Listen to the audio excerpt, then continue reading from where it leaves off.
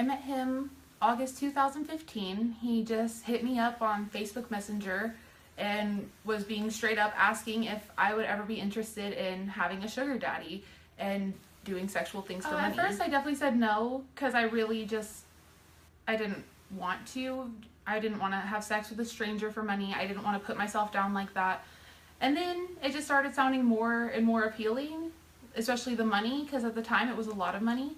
So it was worth it at the time. And so I eventually, after a couple of weeks, I said yes. At the beginning, it was a lot. It was $1,000 each time, which was only like once or twice a month because he lived out of town.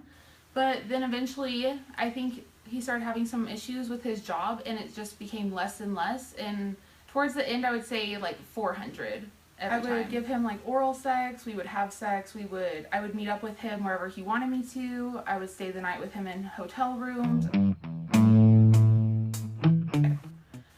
I considered it that sort of relationship because he was paying me for a service. I wouldn't have been there if there was no payment.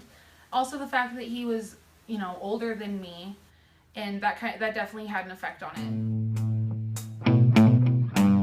There are a lot of reasons, but one of the main ones was whenever I would go and do things with him, whenever he didn't have everything okay with his job, he wouldn't pay me. He would tell me that he had money and all of this stuff, and I would go over there and we would have sex, and then he would be like, I don't have it, I'm sorry, but I've got you next time.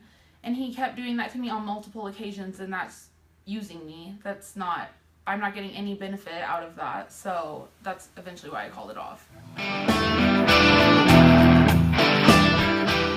Well, I feel like it also comes off as a compliment.